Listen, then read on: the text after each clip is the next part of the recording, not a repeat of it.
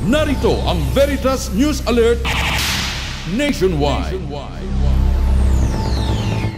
Formal na nagsimula na ika-39 na balikatan exercises sa pagitan ng Armed Forces of the Philippines, United States of America, Australia at France.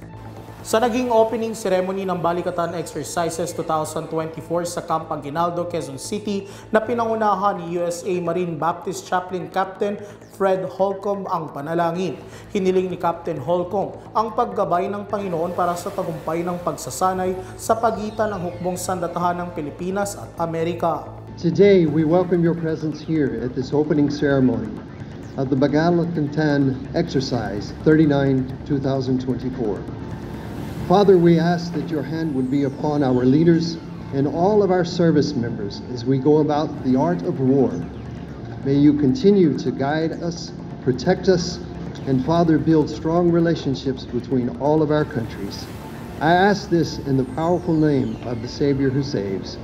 Amen. Ayon sa panalangin ni Holcomb sa pagsisimula ng Balikatan Exercises, tiniyak naman ni AFP Chief of Staff General Romeo Bronner na sa pamamagitan ng 39th Balikatan Exercises ay magkakaroon ng malawak na kasanayan ng mga sundalo at paggalang ng bawat bansa sa mga umiiral na international laws. This exercise represents the essence of unity, collective responsibility, and enduring partnership between the Republic of the Philippines and the United States of America and our partners.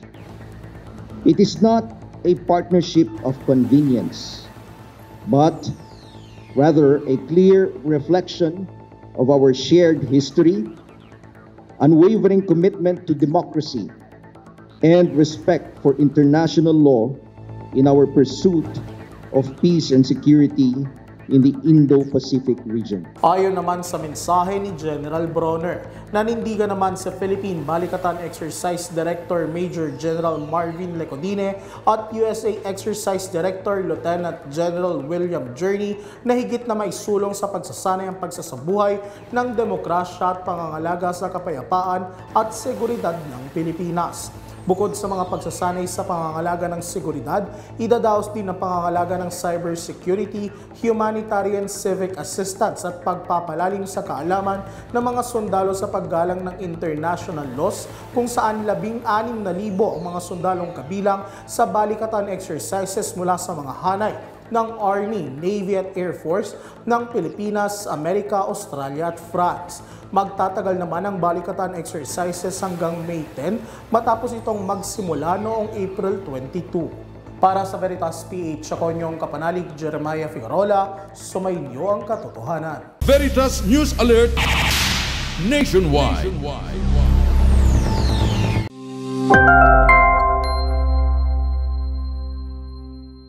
Ako ang inyong kapanalig, Bishop Oscar Jaime L. Florencio mula sa Military Ordinariate of the Philippines. Manood sa Veritas TV sa Sky Cable Channel 211 at mag-log on sa www.veritasph.net.